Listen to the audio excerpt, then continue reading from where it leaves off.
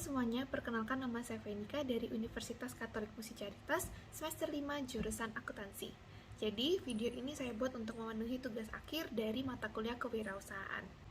Video ini berisi tentang segala sesuatu yang berhubungan dengan bisnis yang sudah saya jalankan selama mata kuliah kewirausahaan ini berlangsung.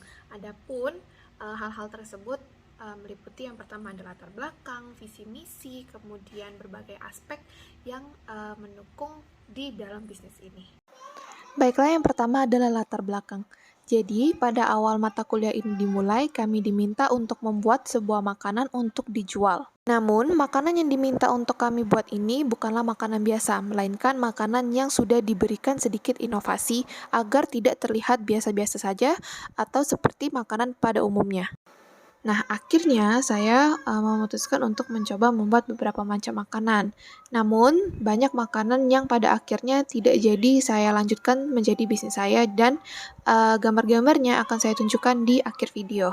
Kemudian, karena satu dan lain hal, akhirnya saya mencari inspirasi atau ide lain makanan apa yang akan saya jual.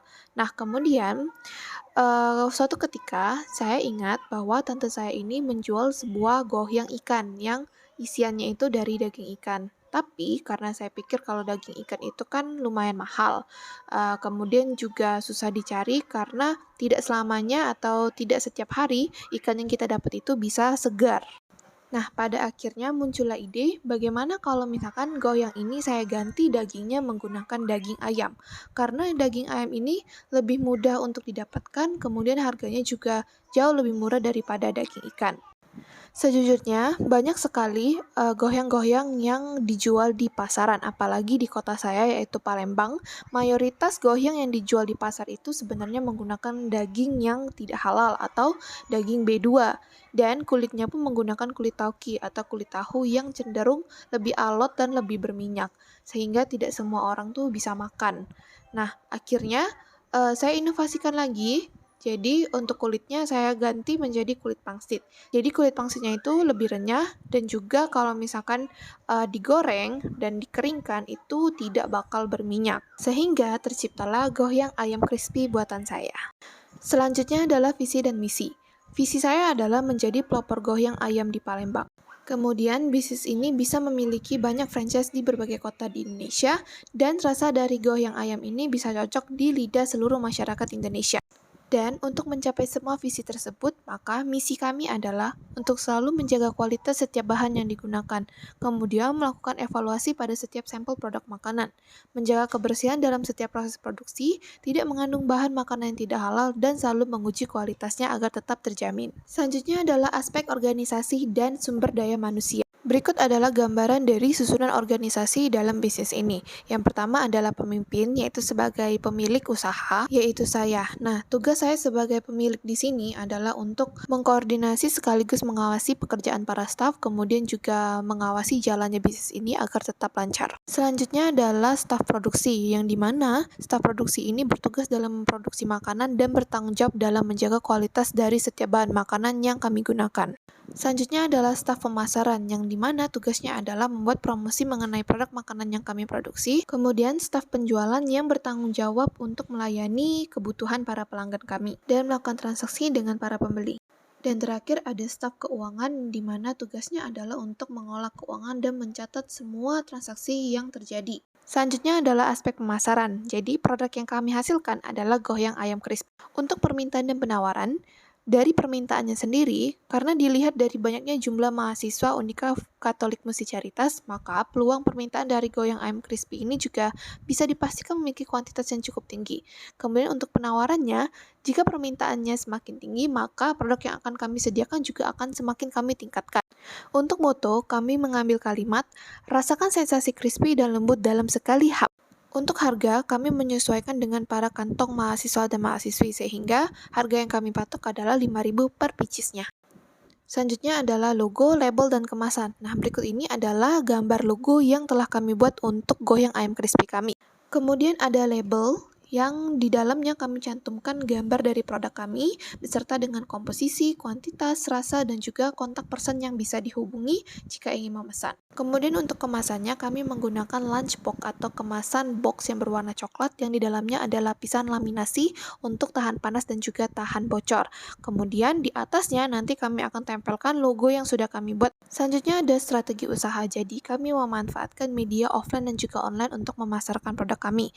Yang pertama, media offline-nya adalah dengan kami menitipkan ke warung-warung terdekat atau toko dan juga kantin kampus. Kemudian, untuk secara online, kami memanfaatkan media sosial seperti Instagram, Facebook, dan juga WhatsApp untuk memasarkan produk kami, dan juga kami menggunakan sistem PO atau pre-order. Kemudian ada segmentasi yang kami bagi menjadi 3. Yang pertama adalah segmentasi demografis, yaitu goyang ayam crispy ini calon konsumennya berusia 7 hingga 30 tahun dari semua kalangan tanpa memandang status, tingkat ekonomi maupun pendidikan.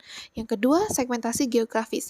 Saya menargetkan calon konsumen untuk goyang ayam crispy ini di wilayah perkotaan, sebab hal tersebut bisa mempermudah saya secara transportasi untuk menitipkan produk makanan saya ke toko-toko atau warung yang mudah dijangkau. Kemudian ada segmentasi psikografis.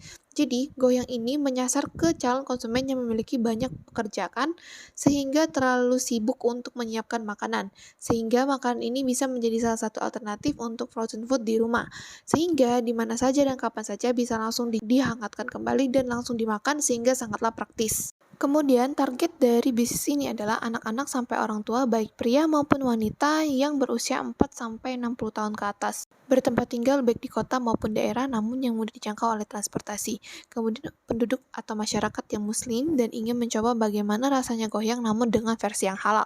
Dan ibu rumah tangga yang sibuk dan tidak mempunyai banyak waktu untuk menyiapkan makanan bisa menjadikan makanan ini sebagai alternatif. Kemudian untuk posisi atau positioning, jadi berdasarkan dengan keunggulan dimiliki dalam usaha ini, maka saya bisa katakan bahwa usaha ini bisa bersaing dengan kompetitor-kompetitor lain di pasaran. Selanjutnya adalah analisis SWOT. Yang pertama adalah strength atau kekuatan. Jadi, kekuatan dari bisnis ini adalah 1. Jarang ada yang menjual goyang yang berisikan daging ayam. Terlebih, makanan ini juga termasuk makanan yang halal. Kemudian, bisa dijadikan alternatif sebagai frozen food untuk dikonsumsi segala jenis umur, rasanya enak, teksturnya garing, dan juga lembut. Kemudian untuk weakness atau kelemahannya, yang pertama itu harga bahan bakunya tidak menentu. Kemudian ada beberapa bahan yang susah untuk didapatkan. Dan karena semua dikerjakan secara manual, maka memakan waktu yang lama. Nah, untuk opportunity atau kesempatannya, bisnis ini bisa bersaing di tengah persaingan bisnis. Kemudian bisa dijadikan sebagai ide franchise. Kemudian bisa dipasarkan dengan frozen food lainnya yang dijual di toko-toko. Sedangkan untuk threats atau ancamannya, yang pertama tentunya adanya pesaing. Kemudian labanya itu bergantung dengan harga bahan baku. Sehingga kalau bahan bakunya itu mahal, ya maka labanya mungkin akan lebih kecil daripada biasanya. Lanjut ke proses produksi, yang pertama adalah persiapan bahan baku dan peralatan. Nah, bahan baku yang kami gunakan di sini adalah ayam, telur, garam, lada, kaldu jamur, kulit pangsit, wortel, dan juga minyak untuk menggoreng. Sedangkan peralatannya ada penggiling ayam atau blender, kemudian wadah yang besar, talenan, pisau, teflon, peniris minyak, dan juga toples. Untuk cara membuatnya, yang pertama kita siapkan dulu bahan dan alat yang dibutuhkan, kemudian kita potong-potong ayam menjadi kecil, lalu kita giling sampai halus, kemudian kita parut wortel, dan kita masukkan ayam yang sudah digiling, wortel yang sudah diparut, telur, dan semua bumbu, dan juga tepung. Kemudian kita campurkan adonan menjadi satu, boleh menggunakan tangan ataupun menggunakan blender biar cepat. Terus sesudah tercampur rata, ambil satu kulit pangsit dan taruh di talenan. Dan masukkan 1 sampai 1,5 sendok makan muncung adonan yang sudah dicampurkan. Lipat kulit pangsit ke depan dan rekatkan ujungnya dengan air. Setelah semua adonan jadi, panaskan minyak lalu goreng di api yang sedang. Jika ingin langsung dimakan, maka goreng hingga kecoklatan. Tapi jika ingin di frozen, maka gorengnya setengah matang. Dan goyang pun siap untuk disantap. Dan berikut saya akan berikan sedikit cuplikan ketika saya membuat goyang ayam ini. Oke, pembuatan goyang ayam ini adonannya udah dicampur sama wortel, bumbu-bumbu, tepung tapioka, sama tadi ada maizena. Terus ini aku taburin maizena supaya dia nggak lengket waktu udah jadi. Ini kulit pangsitnya. Tuh, ini baru beberapa, masih ada di kantong saya itu, masih ada beberapa lagi. Lupa ini ada air untuk ngerekatin ini. Oke. Jadi ini adalah prosesnya. Yang pertama itu aku taruh kulit pangsitnya ditalenan, terus aku tambahin daging ayam, terus pinggirannya aku kasih air, terus dilipat ke depan dan direkatkan di sampingnya. Dan ini yang udah selesai dan tinggal digoreng. Ini hasilnya. Cantik banget, luarnya crispy dan dalamnya itu lembut dan juga rasanya itu gurih banget. Jadi cocok untuk dijadiin cemilan ataupun lauk untuk makan nasi. Nah, di sini ada hitungan modal awalnya. Total bahannya itu ada Rp1.922.160. Tapi ini untuk kuantitas 1.300 gohyang hasilnya. Terus ini juga ada modal investasi yang isinya itu peralatan-peralatan yang dipakai. Totalnya ada Rp1.087.000. Terus ini adalah perhitungan modalnya.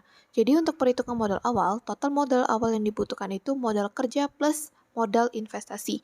Jadi Rp1.922.160 ditambah dengan Rp1.087.000, totalnya adalah Rp3.009.160. Kemudian untuk proyeksi pendapatan rata-rata per hari itu menghabiskan sekitar 50 buah goyang ayam. Nah, harga dari per pieces goyangnya ini kan 5.000. Jadi pendapatan per harinya itu 50 kali dengan 5.000, hasilnya adalah 250.000 per hari. Jadi total pendapatan dalam 1 bulan yaitu 26 hari kerja, 250.000 dikali dengan 26.000 hasilnya adalah 6.500.000. Nah, untuk laba per bulannya, jadi pendapatan bulanan kita kurangkan dengan operasional bulanan. Nah, di bawah ini adalah perhitungan untuk operasional bulanan. Ada gaji untuk karyawan yaitu 4 dikali dengan 500.000 sama dengan 2 juta. Kemudian ada biaya listrik sekitar 200.000, biaya air 80.000 ditambah dengan modal produksi awal yaitu Rp3.009.160. Jadi total beban biaya per bulannya itu Rp5.289.160. Jadi laba per bulannya itu dapat dari pendapatan 6.500.000 yang per bulan dikurang dengan total beban biaya per bulan. Jadi didapatlah Rp1.210.840. Kemudian untuk payback period atau pengembalian modal investasi dihitungnya dengan total modal dibagi dengan laba bersih per tahun, yaitu Rp3.009.160 dibagi dengan Rp1.210.840. Dan hasilnya adalah kurang lebih 2,5 bulan untuk mengembalikan modal awal investasi bisnis ini. Selanjutnya adalah perhitungan BEP atau titik impas. Nah, biaya tetap itu didapat dari gaji 4 pegawai selama sebulan, yaitu 500.000 dikali 4 sama dengan 2 juta. Kemudian biaya variabelnya dapat dari biaya bahan baku Rp1.922.160 dibagi 1.300 pieces sama dengan 1.479 per unit. Dan biaya listrik ditambah air itu 280.000 dibagi 1.300 pieces sama dengan 215.000 per unit. Jadi total variabel per unitnya adalah Rp1.694 dan harga jual per unitnya adalah 5.000. Selanjutnya ada BEP per unit yang didapat dari biaya tetap dibagi harga per unit dikurang biaya variabel per unit. Jadi 2 juta dibagi dengan 5.000 dikurang Rp1.694.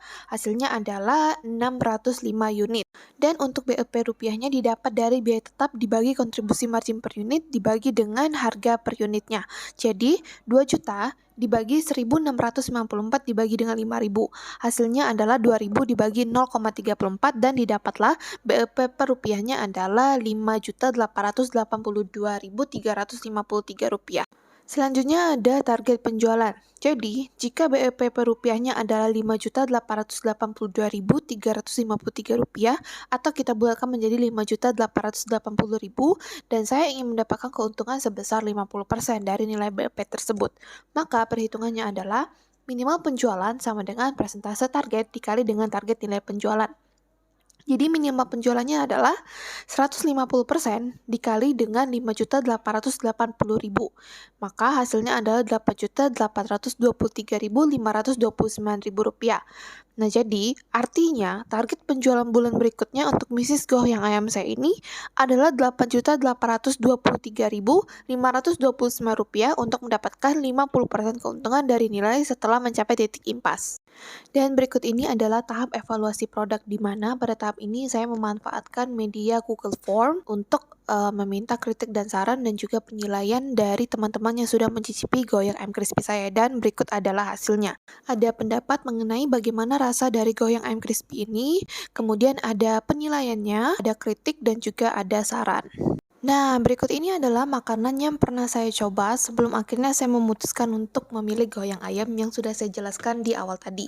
Jadi saya pernah coba buat lumpia ubi coklat, terus cireng warna-warni, ada risol pizza, terus ada ginmari pakai indomie, ada gyoza isinya pizza, terus ada krep ragun, ada siomay yang di atasnya itu saya mau pakein mentai tapi nggak kefoto. Dan setelah melewati semua proses yang panjang, akhirnya jadilah goyang ayam crispy buatan saya. Baiklah, sekian dari uraian singkat mengenai bisnis yang saya jalankan untuk memenuhi mata kuliah kewirausahaan ini. Semoga bisa bermanfaat bagi teman-teman semua dan juga bisa memberi gambaran tentang bagaimana menjalankan proses bisnis dari awal hingga tahap akhir bagi para teman-teman calon wirausahawan yang baru ingin memulai bisnis. Maaf apabila ada kekurangan baik dalam pengucapan ataupun tulisan saya. Sekian dari saya, terima kasih.